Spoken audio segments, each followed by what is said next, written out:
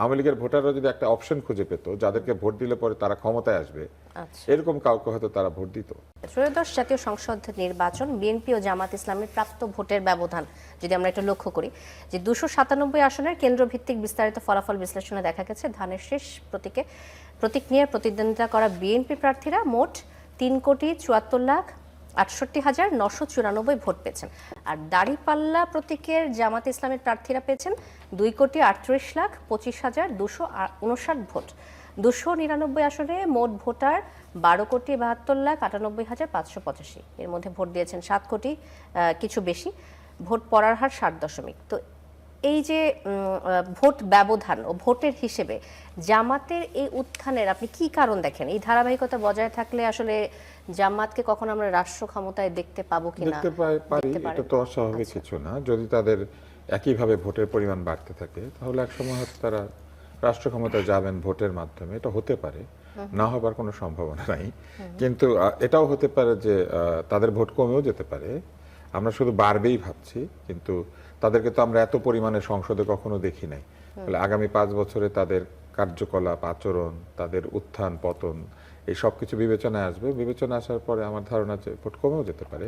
এই ভোটটা কিন্তু একটা অস্বাভাবিক পরিস্থিতির ভোট, যে পরিস্থিতিতে একটি বৃহৎ রাজনৈতিক দল এবং তাদের সমর্থকদের কোনো মার্কা এবং দল দুইটার কোনোটাই নাই, কিন্তু ভোটাররা আছেন। ফলে অস্বাভাবিক পরিস্থিতির ভোট দিয়ে আসলে ক্লাসিক্যালি আপনি নির্বাচনের ভোটের সংখ্যাকে ঠিক ব্যাখ্যা করতে পারবেন না। কেননা আমরা বলতে পারি না যে যারা ভোট দিয়েছেন তাদের মধ্যে কত পার্সেন্ট আওয়ামী লীগের ভোটার জামাতের বাক্সে দিয়েছেন আর কত পার্সেন্ট আওয়ামী লীগের ভোটার বিএনপির বাক্সে দিয়েছেন। আর এর মধ্যে এনসিপির ভোটও কিন্তু আছে। জেনজিদের যে ভোটটা তারা এনসিপির কাছ থেকে পেয়েছেন এই পরিমাণটা কিন্তু 3%-এর মতো। 4 কোটি তরুণ ভোটার, না 3% অফ যে ভোট কাস্ট হয়েছে তার মধ্যে অ্যাটলিস্ট 3% ভোটারের সংখ্যা হিসেবে। হ্যাঁ, মানে 7 কোটি ভোটের মধ্যে অন্তত 25-30 লক্ষ ভোট বা 40 লক্ষ ভোট এসেছে এনসিপির ভোটারদের কাছ থেকে।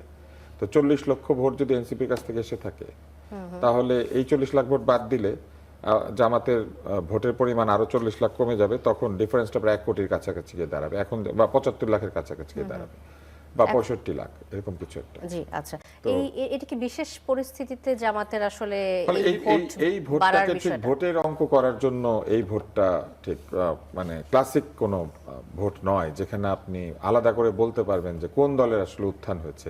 কেননা এইখানে আওয়ামী লীগের বহু ভোটার বা বহু লোকজন তারা এলাকা ভিত্তিক নিরাপত্তা, তাদের ব্যবসা বাণিজ্যের নিরাপত্তা, তাদের সামনের দিনে কাজকর্ম করার সুযোগ, এই অনেক কিছু বিবেচনায় নিয়ে তারা এলাকা ভিত্তিক ভোট দিয়েছেন।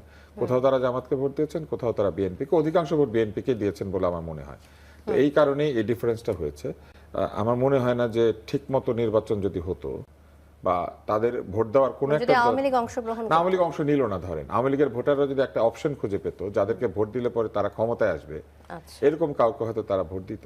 ফলে তারা ভেবেছে যে তাদের জন্য বিএনপি অনেক নিরাপদ।